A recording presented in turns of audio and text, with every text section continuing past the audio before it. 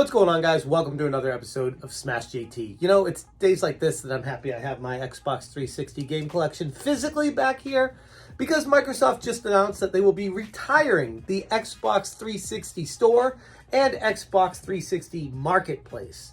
And they put together a huge FAQ to go over all the questions and answers, which I cover in an article written on smashjt.com. I'll put in the description of this video if you want to follow along, but we're going to go through the ins and outs of what this means for you, the consumer, digital games in general, and why this really sucks. If you're new to the channel, hit that subscribe button, bell for notifications, give me a like, and write a comment about why Microsoft sucks for doing this. Let's talk about the details here. Beginning on July 29th, 2024, so about, give or take, almost a year from this announcement, Microsoft will no longer support the Xbox 360 store or the Xbox 360 marketplace, which is marketplace.xbox.com. Until this date, purchases made in the Xbox 360 store and the Xbox 360 marketplace will continue to be supported. This will not impact how the community plays currently owned games on the Xbox 360 or via backward compatibility. Players will be able to continue to download and play games they already own on Xbox 360, Xbox One, or Xbox Series X/S consoles. God, their naming conventions are terrible. Via backward compatibility. Are you shutting down the Xbox 360 multiplayer and online services? No, you'll still be able to play multiplayer as usual on previously downloaded games and games owned on disc. Online services per game will vary based on publisher support for legacy titles, which is understandable, but I think we all know what step comes next after this one, and that is one I'm not really looking forward to. Now, I could go through each one of these step by step, but if you want, you can just read the info on the Smash JT article. It goes through all the information you need to know. Just the major takeaway for this video is just talking about why this sucks for gamers and why digital media is really not the way to go for the future. It seems like every iteration of a new console that comes out, they always slowly start to dissipate the previous generation. The digital downloads, the digital games, and why this sucks for gamers in general. And it's the same conversation we have every single time this happens. And it just reproves over and over again that physical is the way to go when you want to have games to play for the longevity and preservation of them. Now, the problem is with a lot of modern games, and it's getting worse as time goes on, is many of them are just codes on a disc or codes on a cart where like 10% or 20% of the game is on it, and you download the rest of it via a store anyways. And it's not something that you can even decide on or approve as the consumer. It's just the only option for you. And this is the direction gaming is going. And it's another reason why, one, I'm glad I love retro gaming, but two, why I enjoy having the physical versions of all of them. So it doesn't give the power to the corporations to decide what you're allowed to play and what you're not.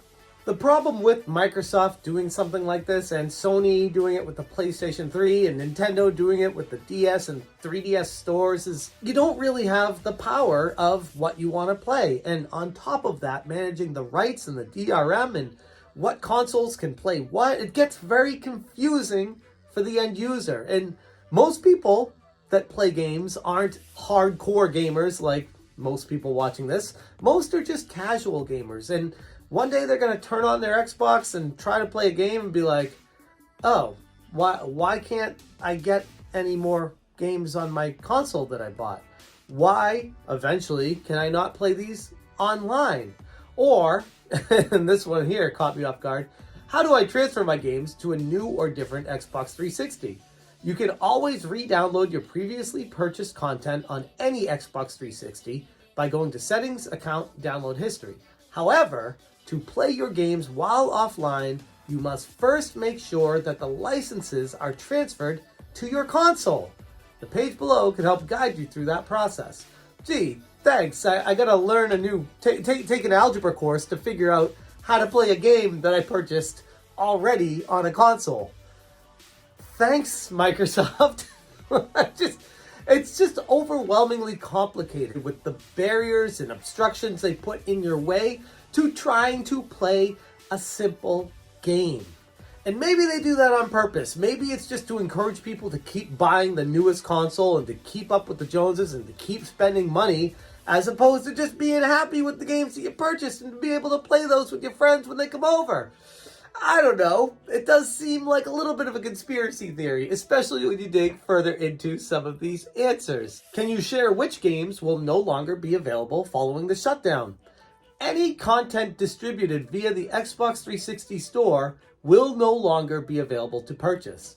This includes games, trials, add-ons, avatar items, apps, gamer picks, game trailers, and videos. And it also includes purchases like gamer tag changes on Xbox 360, Xbox subscriptions on Xbox 360, in-game purchases, and video content via the Microsoft Movies and TV app. Hundreds of Xbox 360 and original Xbox backward compatible games and add-ons can still be purchased directly from Xbox.com on Xbox One and Xbox Series X/S consoles. Okay, cool. It's nice that Microsoft is making this available for people that have purchased the new consoles or want to go those other routes. But when someone purchases the Xbox 360, now I'm not expecting it to work forever, but the Xbox 360 is not really relatively that old. It's also one of the most popular consoles ever sold. And the Red Ring of Death controversy, but that's a whole nother story. Alongside, this is not just Microsoft, this is alongside Sony and the PlayStation 3, moving on from the PS3 store. And it's like, customers buy these games, these consoles, for the reason of trusting these companies will continue to provide a service to them for the long run. And they're not. And as consumers, I feel like the initial shock, maybe the big one was the Wii store with Nintendo when that came down. People were confused by it. There were a lot of videos, there's a lot of controversy about the online digital future and how these stores, if one of them shuts down, that means they can all be taken offline. And the slippery slope that becomes of that and what happens next. And I feel like we're almost numb to it. I feel like people just accept it now. And I don't want that. I feel like if you're going to create a console, you're a multi-billion, with a B, billion-dollar company, even if it's no longer making you money, even if it's not viable for your business, you owe it to your customers to provide that service to them for as long as possible. And I don't think a decade is really long enough. For 15 years is really long enough. For 20 years is really long enough. I'm talking like lifetime for this thing. I'm talking 40, 50 plus years that this service needs to be provided for people so that they can use it for their entire life when they purchase it.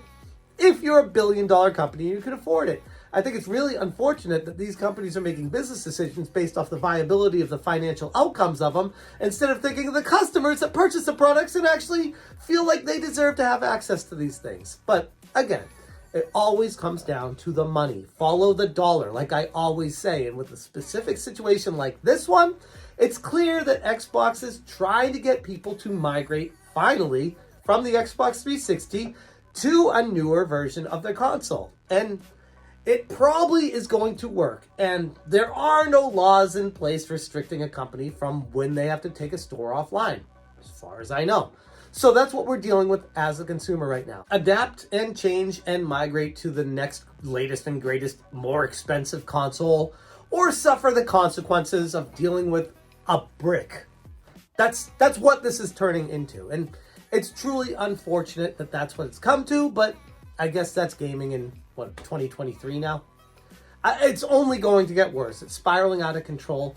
We get all these companies looking to invest in cloud gaming and digital futures and trying to control all the rights, the EULAs, and making sure that their customers are just paying to rent a game instead of owning it tangibly and being able to resell it and do what they want with it. No, companies want to have the control, and this is just another nail in that coffin. It's really unfortunate, but such is the state of gaming. Anyways, if you want more information on Microsoft shutting down the Xbox 360 store and Xbox 360 marketplace, check out the article I wrote on SmashJT.com. It sucks. It's a sad day for gamers, but it's an inevitable one. It's one we all knew was coming, and I guess it's right on schedule. These companies don't care about you.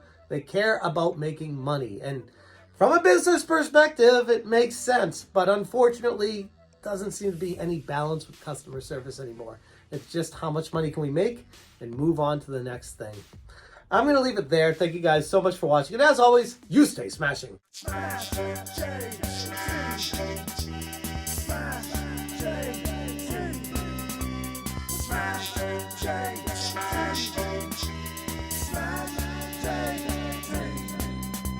Smash JC.